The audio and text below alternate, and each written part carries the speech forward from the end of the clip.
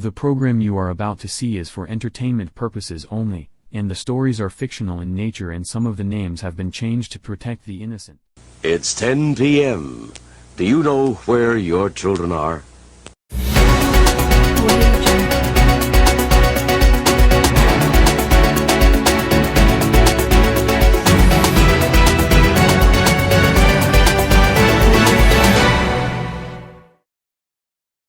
Hello, my name is Stu Leonard and welcome to your news. And I am Joanna McBride. A Florida man was arrested on his honeymoon after he answered an ad for a prostitute, according to a local report. Turtle Action 58 of Miami left his new bride sleeping in their hotel room in Tampa and went out to meet a prostitute he had connected with online, authorities said. He said he was not going to have sex when we talked to him. He just came there to give the undercovers the money. Are you kidding me? Are you kidding me? He just, out of the warmth of his heart, wanted to talk trash to two prostitutes online and show up to give them money. And then he was going to leave. He did leave. He left in the back of a van and went to the county jail. Anonymous sources in the sheriff's office are saying that Turtle Action was involved in another case in which he turned government informant against Nikki Blade in a computer scamming case. Our next story is out of Toronto. It's a story of women, a robber, and a clown. Yes, you heard me, a clown. With the latest on this story, I turn you over to Susan Rice.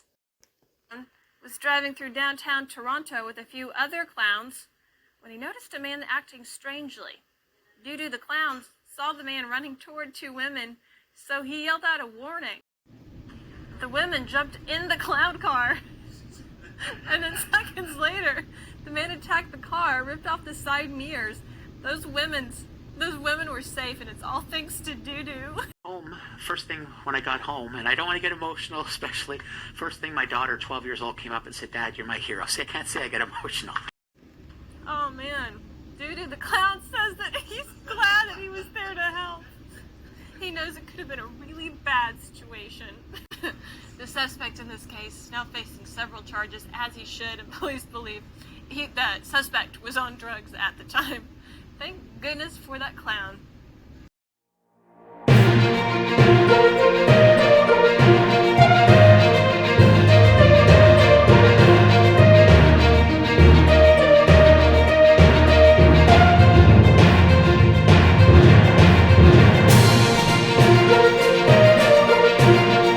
Breaking just into our news desk at this hour, we can now confirm that the action cartoon simp better known as Darren C4 has officially changed his name to Karen C4.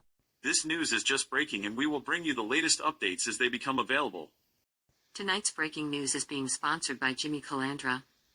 Truth be said, I knew Tommy Karate, John Gotti, Joe Pistone, Al Capone, Carlo Gambino, Al Bruno, Raymond Patriarca, Charles Luciano, Vito Genovese, and Whitey Bulger. I worked with them all, just to name a few. On to our next story. Police need you to be on the lookout for this man. There is a $50,000 reward for this man, Osama bin Laden. Police say he is accused of many drug crimes. He has reportedly been doing 20-hour podcasts on YouTube from undisclosed locations, and he has been nodding out for about 19 of those hours. This is just a few seconds of his last podcast. Bismillahirrahmanirrahim. Assalatu wassalamu alaikum warahmatullahi wabarakatuh. Police say if you see this man, take extreme caution due to the fact he may be contagious. We now bring you your lesson for the day with Gunpoke Udon.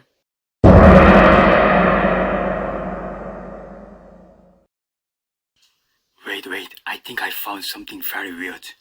In English, yes, this one is rude accent, right? My friend told me it's rude.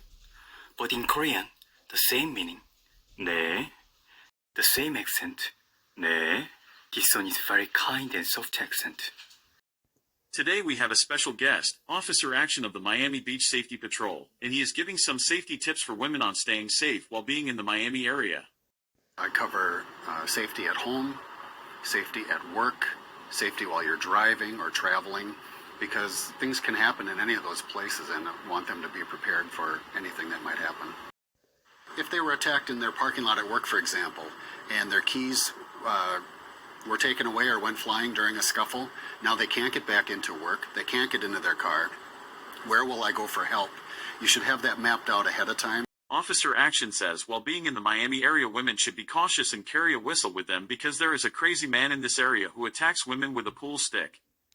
Okay, so we would like to take this opportunity to formally introduce to you Doo the Clown, formerly known as the stand-up guy. He sings. If you're happy and you know it, shout hooray, hooray! The kid in the pink shirt will grow up to be gay. He's gay. That fat kid is a failure. His parents live in a trailer. If you're happy and you know it, shout hooray, hooray! He farts. Whoops! He can imitate his favorite president. America is a nation that can be defined in a single word. I was going to put him. He even does commercials.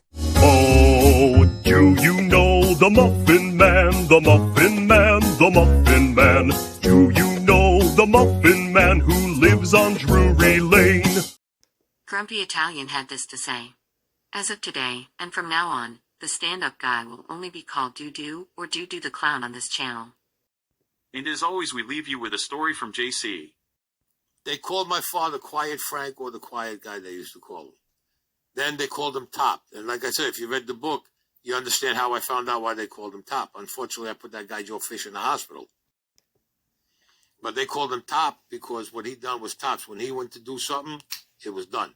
There was no quit. It was done, boom, home, and everything was all over and done with. My father was one of the guys who killed Albert Anastasia. That's right. It was my father, Joe Gallo, and Carmine Persico.